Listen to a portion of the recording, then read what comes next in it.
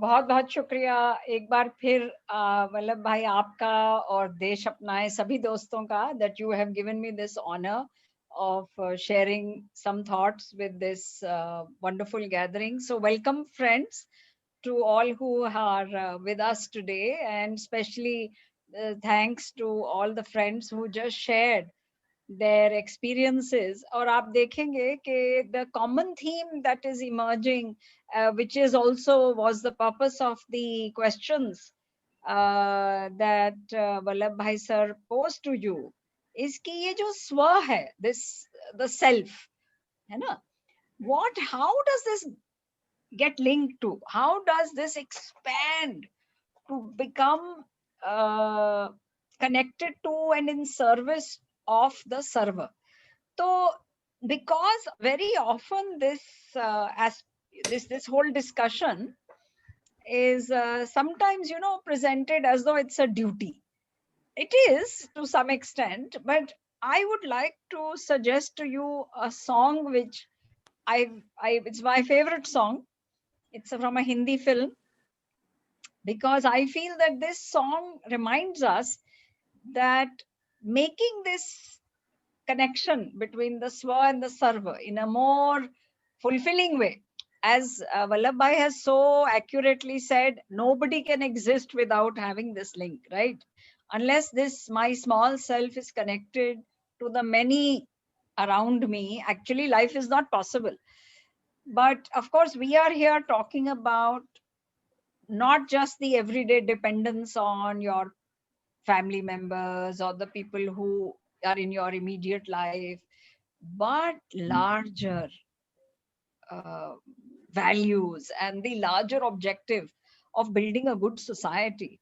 So the song which I want to share with you goes like this. किसी की मुस्कुराहटों पे हो निसार, किसी का दर्द मिल सके तो ले उधार, किसी के वास्ते हो तेरे दिल में प्यार, जीना इसी का नाम है. And if you see for those who don't follow Hindi, I believe there are a few friends who don't follow Hindi. This is basically saying that to find deep joy in the smile of others, that is the purpose of life. To take on loan the pain of others so that they may be less in pain, that is the meaning of life. And I feel that when we begin this journey from joy and for joy, then the scope is endless. And in fact, if you observe in almost all the stories that were shared by friends just now in the last 15-20 minutes, this was the common thing which emerged, that all of you in your stories were conveying the joy that you found in whatever endeavor you had undertaken. And I think this happened for all of you because it was organic. In Hindi we say सहज रूप से. जो काम सहज रूप से होता है वही अंदर बाहर से हमें ट्रांसफॉर्म करता है, और इसलिए हमारे परिपेक्ष को, our context is also transformed because of that organic nature of our striving. It's not imposed. We're not doing it because we think we ought to do it, or it is some duty from the outside. No, the duty, this feeling of duty is coming from inside. So I want to share with you, I'll take you on a brief journey of one incident in Gandhiji's life, which maybe will help us to see this, what we are working on together today. That is the famous incident where he is thrown off the train. I'm just going, I know all of you know it, but bear with me. We'll just go through the outline of the incident again.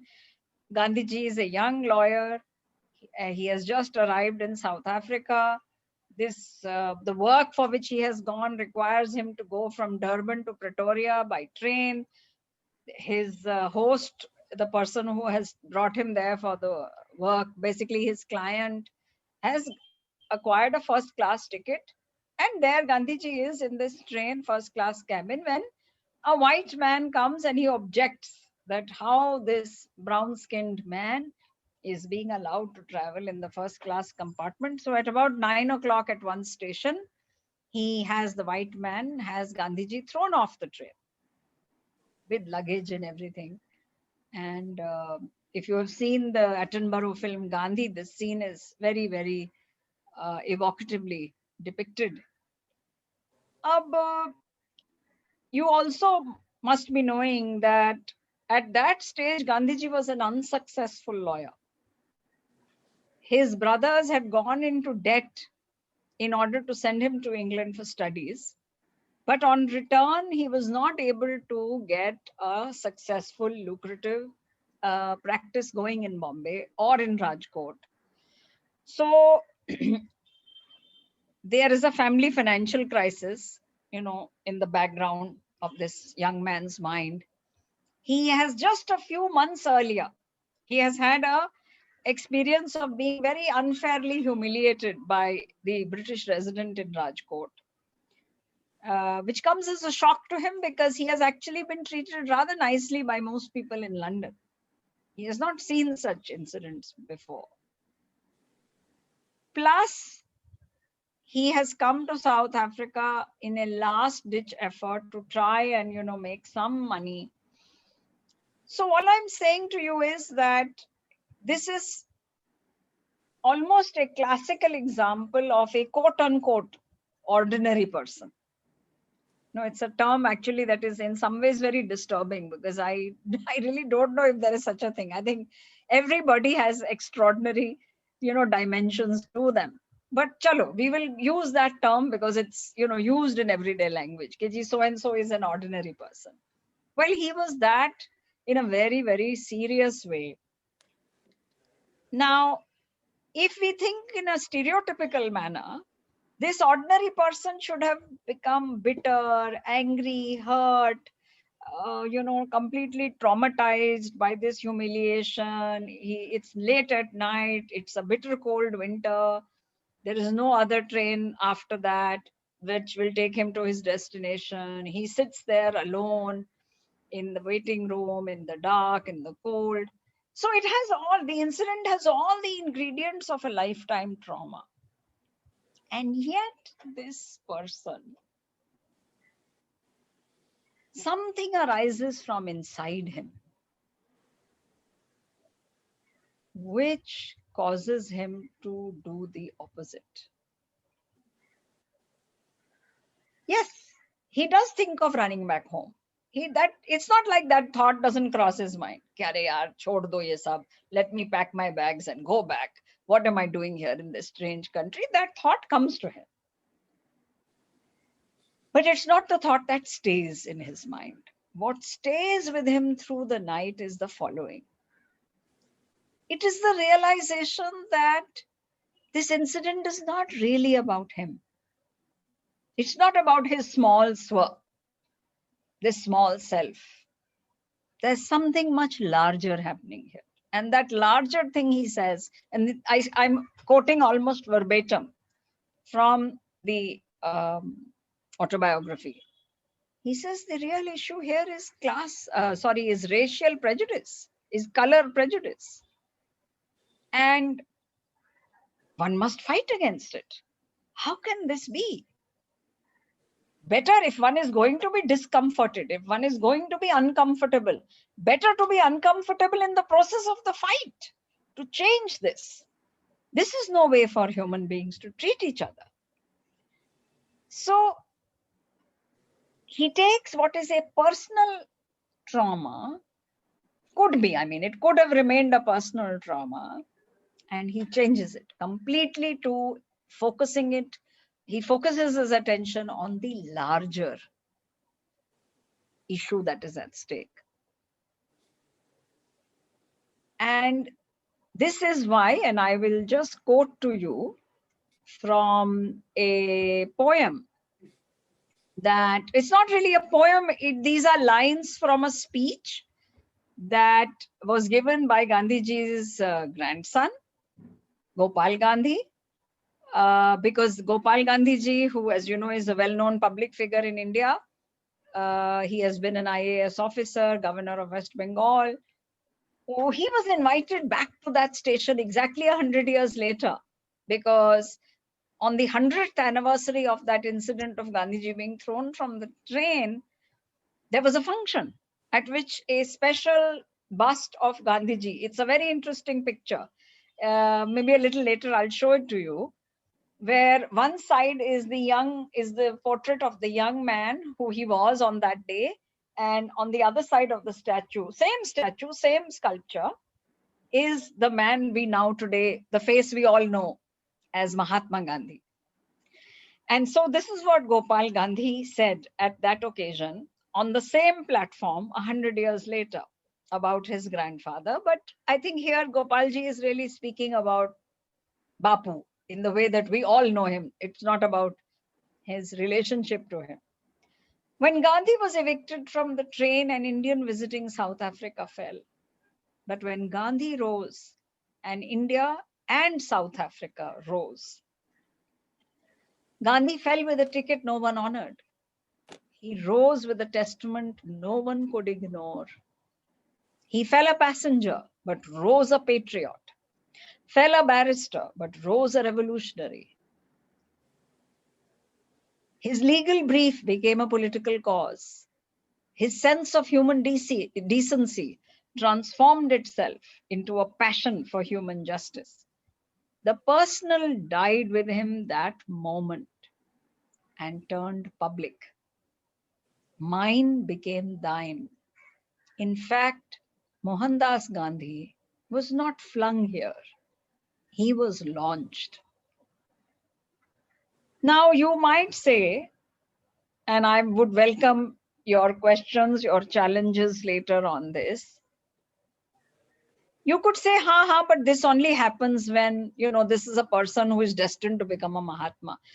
But what is this destined? Is it something that we think is magical, like, Purva Janam ka sanskar? Maybe, we don't know. The fact is that we cannot know what is this distinguishing feature, mysterious quality in any person.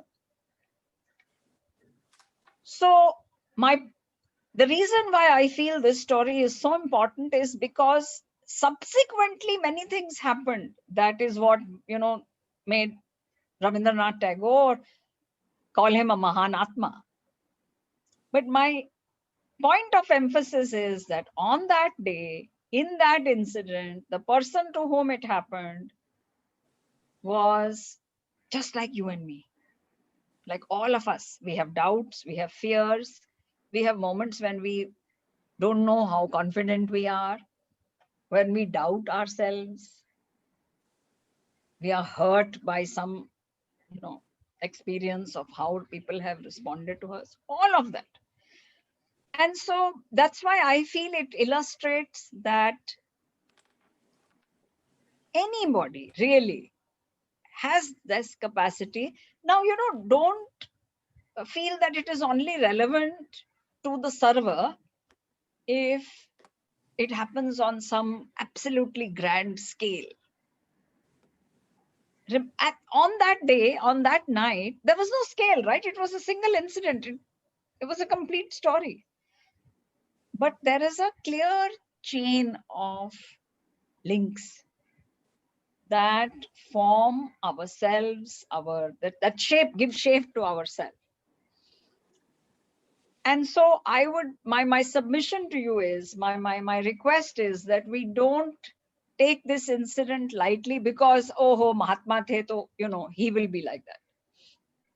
Now, I would just go a little bit deeper into what later gave him the confidence that anybody can do this. And I'm so happy, and I really must thank Krishna Veni ji for sharing her experience.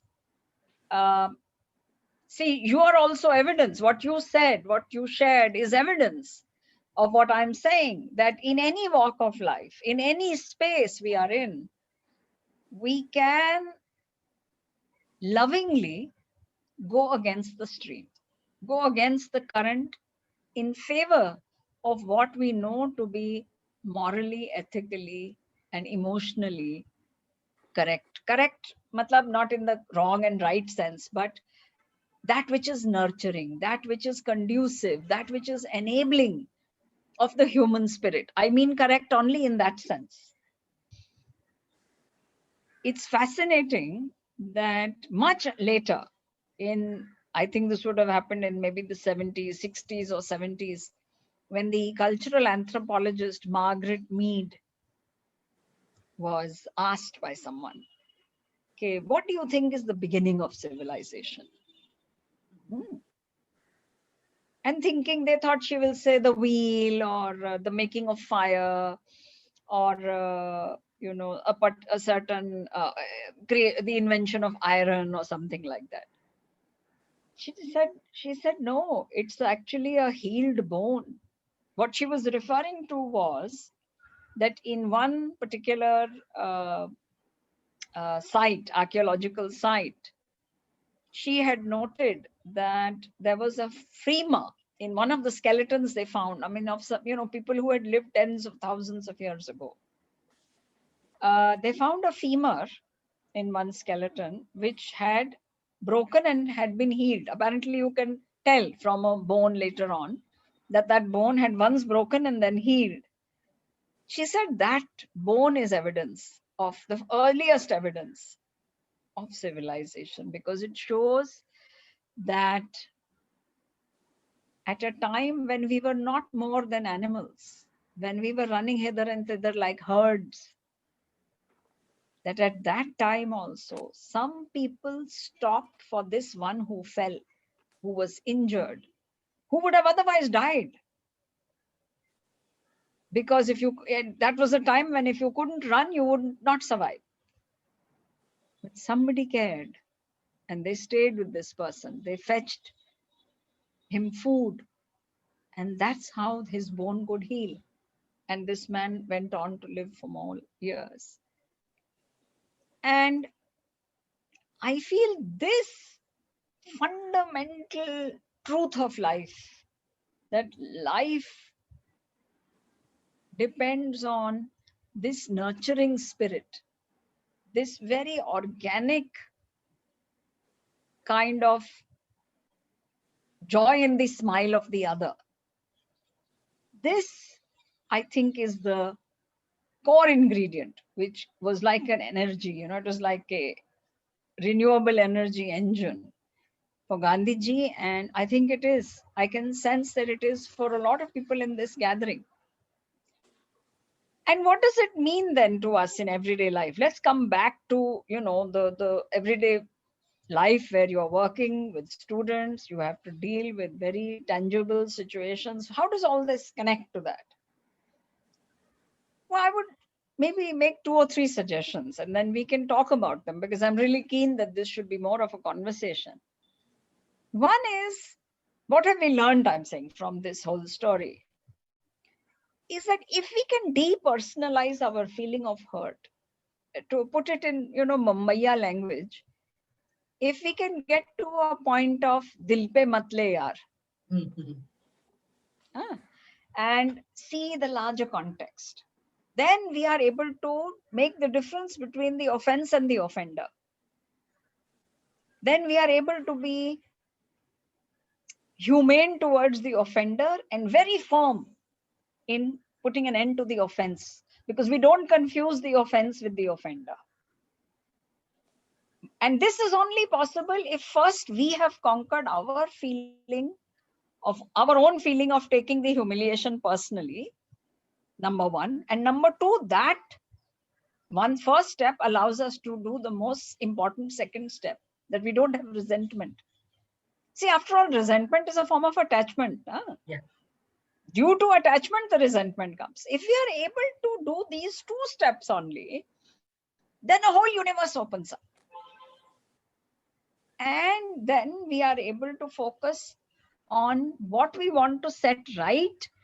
And because we are not hampered, because we are not being pulled down by, I don't know, hate, envy, anger, frustration, resentment, all these things drain our energy. And the opposite of that is that when we are free of these burdens. So I want to share with you something that I learned in a documentary I saw about migratory birds. You know, they fly in this V formation, right?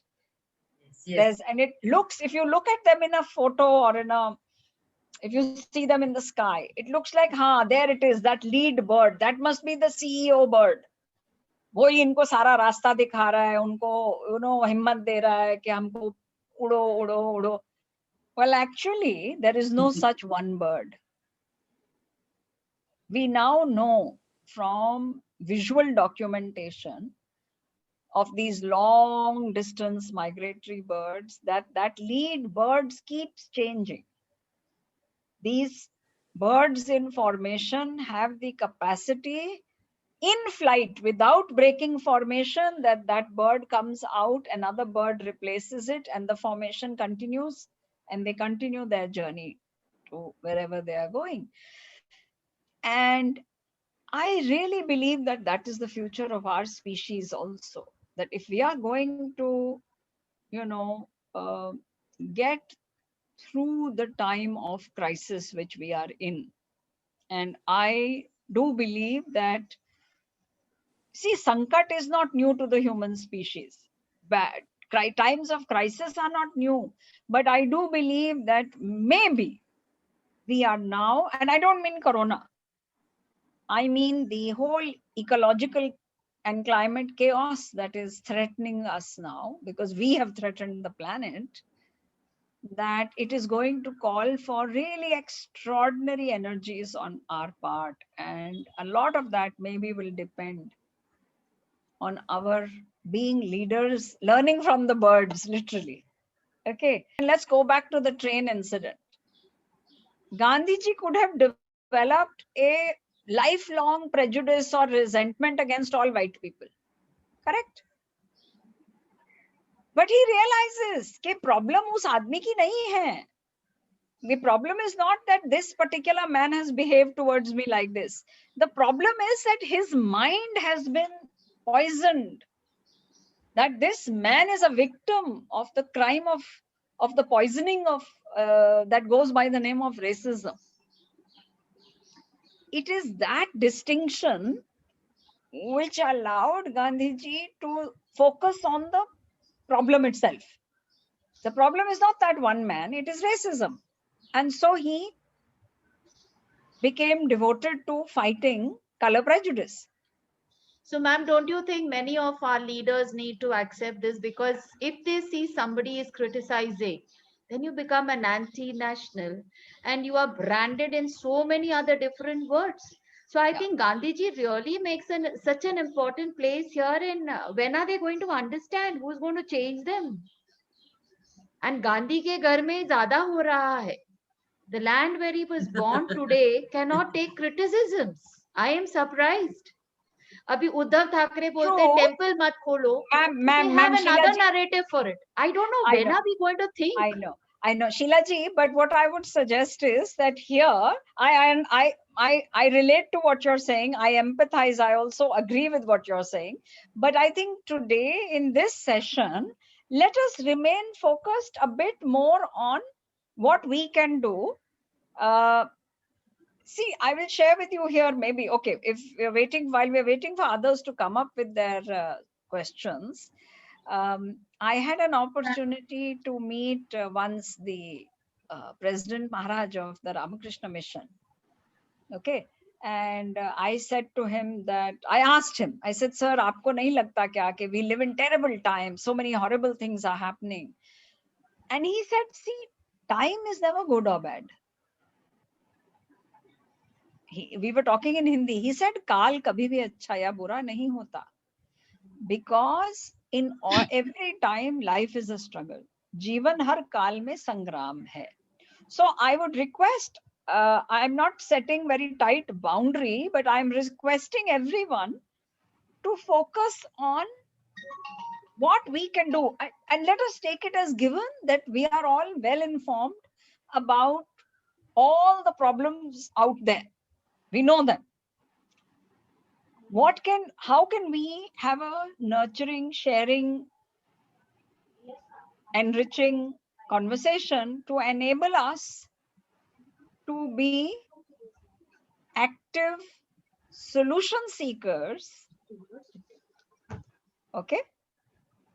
Because I know that, for example, the moving spirit behind the Desh Apnayen campaign is how to move from complaining to taking responsibility and being creative. So in that spirit, I suggest that let's focus on what we can do or what we are struggling with before, because, often before we can actually do something, we have a struggle of confusion, of not being clear, not knowing enough, or having many options, not knowing what to choose from that. We have come to believe as a society that the person who, and now I'm using this as a metaphor, turns the other cheek is like a coward. No, a coward will not even turn the other cheek. A coward will just run. To stand your ground, to not turn your back, to not raise your hand, and yet offer resistance. This can only come from bravery. Beauty, see, when it's not what you have described, we've all gone through it. I have memories in childhood. But the beauty about childhood is no matter how ferociously you fight with your sister or your cousin or your classmate, 5 minutes later you are best friends. Yes. That is the, That, you see, that simplicity is very precious. And in fact, very many great saints have then later on in life, they are only trying to recover that simplicity. I once met a monk of the Ramakrishna mission. He had been a monk. I mean, he told me this, this is a direct quote. He says, I have been a monk for 50 years. And even now, all I pray for every night is कि मुझे बच्चा बना दो. I just want to highlight, however, here one aspect which came through actually in all the groups. So if you allow me, I will make a broad observation. So without our self changing, of course, the larger change will not happen. But I feel part of this self changing is to also cultivate awareness of the systemic challenges. By systemic challenge, I mean this, that, see, it is very important to have everyday level in my house, my colony, my street level of cleanliness. But we must also have an awareness of how many people are still dying in this country because we can send unmanned vehicles to Mars, but we are not able to find a technology solution so that nobody has to go down into sewers. People, Safai Kamgars in this country still die because we send them down into toxic fumes, sewers that have toxic fumes. I'm just giving that as an example that the process of working on ourselves is also involves that we must cultivate knowledge and information about what are the systemic issues. And I'm sorry, I want to also again go back to that very crucial issue of whether children should be beaten. That's not only a moral issue. It is, of course, it's firstly a moral and ethical issue, but it's also a science issue. There is now, and kyunki wo pehle point reh gaya, so I want to take this opportunity to go into that in a little bit detail. There is now mountains of evidence from multidisciplinary research which shows that a child who is beaten or in any way violently treated, whether it is harsh, not giving him food, or verbal violence, also has a much higher possibility of growing up to be a violent person. In countries in Latin America where they have faced really an epidemic of violence in society, They are now running programs to ensure that children are not beaten. Therefore, it's not just, so I'm saying that when you, if you are, this is a systemic issue. And the people, the parents or the guardians or other school teachers, who are still saying that, no, spare the rod and spoil the child. If we have access to that systemic understanding, then we can answer them and say that, no, you are not only ethically wrong, you're scientifically wrong. And that we are able to make a distinction then between what kind of nurturance with discipline that children need versus children as just smaller beings who have to be imposed upon by us because we have the power as grown-ups. So that was one broad observation I wanted to make. My caution for all of you is that maybe it is more constructive if we stay focused on the value and the desired goal, because whether it is the past or it is the present, I can give you examples on both sides. Yeah. Of that which is desirable and that which is absolutely unforgivable. True. All right. So yeah. So here. And therefore my submission. I want to be very clear that I do appreciate where you're all coming from, which is probably, my guess is that maybe this point came up in your discussion because there is a tendency, at least in middle class India, middle class urban, semi-urban India, there is a feeling that somehow, we are not adequately proud of our past. And I can understand that maybe you're responding to that. And that's a large topic. I won't go into that today. My submission simply is that let us focus on that which is desirable. And we will find examples for that in many time frames. Therefore, the past in and of itself is neither good nor bad, because there will always be disagreement about specific events in the past.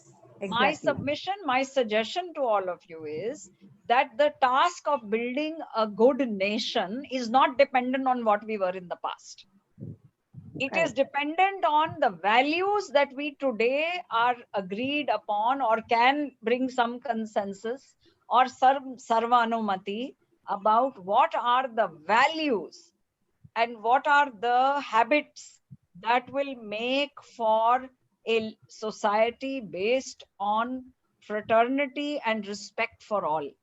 Yeah, absolutely. And therefore, that's why I'm glad that you did say what you did, because it further highlights the need to move away from, there will be a history class, and in the history class, for all of you who teach history as a subject, I would strongly urge that it is time to stop treating children as sub-intelligent. Give them all versions of the story. Don't think that will confuse them. Yes, and in this interest, there's a whole network of teachers who are working on a project called History for Peace, where they help each other to do precisely this, because nothing is more unfair to young minds than to keep doctoring history in order to give them what we think is the good news versus the bad news. That is my suggestion. Exactly. So here the reference, one last point that I would just like to say, that the reference to the past was also based on the values that were being followed earlier, which today we find somewhere is getting lost or not being executed properly. So that was what we were actually trying to bring exactly from the past also, not just the glorification of it, but also a part of the values that has to be learned, which existed earlier. Shailaja, my point is precisely this, that we do not have a value for equality in the way that we now believe in after the Constitution of India. You will not find I it. Agree to that. I agree. And so I am saying that let us be very clear that there are some things happening in the world now in the last 100, 200 years, for which we don't have a precedence. True. And therefore, I am saying don't make the past the basis of any, focus on the ideal. Okay. Whether or not that it. ideal was successfully or unsuccessfully practiced in 19th century or 9th century or 1st century is not so relevant now. Okay. But because we have enough of a challenge in making dignity for all is hard enough to action, just if we worry about what are the parameters in our own time. That's my request. I do have one or two rather small stories that I think maybe will help us to wrap up. So one is about how we can all be crackpots. Bear with me.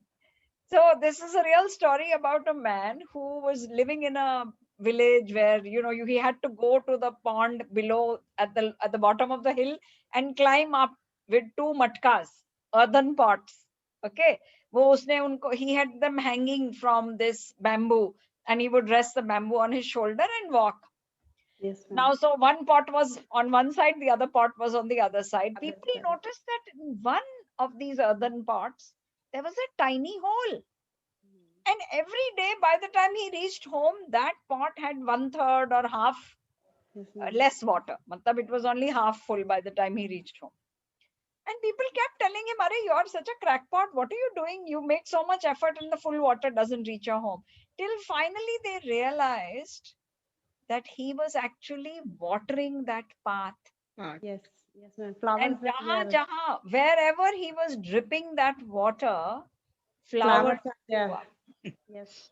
Flowers. So this is what I mean about the beauty of being a crackpot. And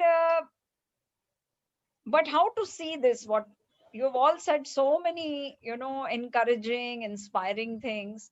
I just want to leave you with one kind of to me, it's very inspiring story. It was told by a great veteran Gandhian, Devendra Bhai, who is no more. But he used to say that this social transformation is like making dahi. Okay.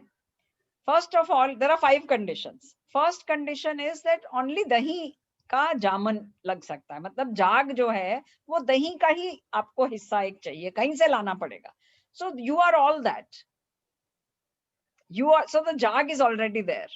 I mean, Desh Apnayen is a big bowl of jag also. Okay, so that's condition 1. Condition 2, the jag will have to be proportionate to the dahi you want to make. You know, if you are going to set 1 gallon of milk into dahi, you can't do it with a quarter teaspoon. It will have to be proportionate. Okay, so that is condition number 2. That is what, in a sense, that is the significance of workshops like this, because the proportion of the change makers is growing. Because I know that it is not only about all of you who have physically attended. Each of you is the beginning of a ripple, which will reach out much further. Third condition is that the milk must be of a right temperature. If it's too cold, dahi nahi banega. If it is too hot, to bhi dahi nahi banega. So you have to, and all the experiences you have shared, all the work which you do, whether it is the simplest activity to the most challenging actions that you do with your students, all of that is that getting the temperature right, building the awareness among your colleagues, among your parent bodies, and of course the children. The fourth condition is that you will, after you have got all this right, you got the dahi ka jaman, you got the right proportion, you got the right temperature. Now you have to stir it. After you have put the jaman, you have to, if you just plop, you know, say that 1 katori of dahi and 2 gallons of milk and leave it there, also you won't get the right thing. You have to stir it. So if you want to look at it politically, you can say there is a role for agitation. Or in this case, I would say there is कर्मठता. Hindi में हम कहते हैं कि कर्मठ होना. You know, thoda restless. This is the rest which is being referred to. And fifth is the hardest. You have to leave. If you keep disturbing the bowl after doing all these 4 steps, If you keep shaking the donga, or if you keep poking your finger in ke dahi bana ke nahi, to bhi nahi banega. So patience is, and recently, by the way, these days I do a series on YouTube called Ahimsa Conversations. And I'm not at all surprised that many of my guests, I upload one video every week, which is a conversation on Ahimsa. Many of my guests have said that the most difficult part of nonviolence is patience. And rather, that to put it another way, that impatience is a form of violence. So I feel you're all on a very blessed journey. You have the support and the inspiration, of people who have been at the absolute forefront of building the modern India, people like Vallabhbhai and the organizations, NGOs of this kind. And there are many.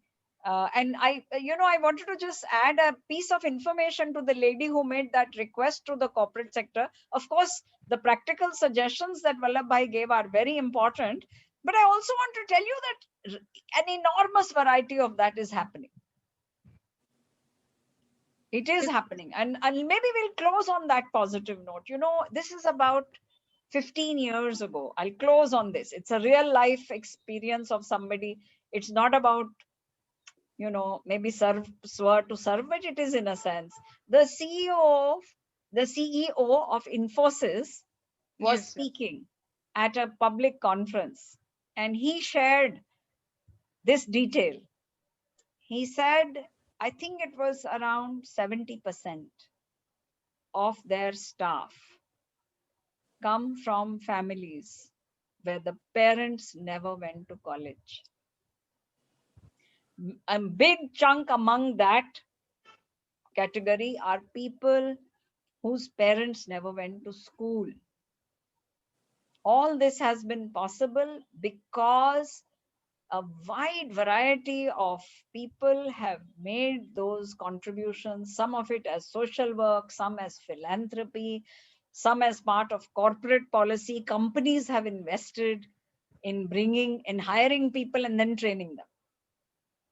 So on that happy note, I would like to again thank all of you for sharing so frankly, so richly, and to Desh Apnayen for inviting me and giving me a chance to be part of this. Thank you very much. बहुत बहुत शुक्रिया.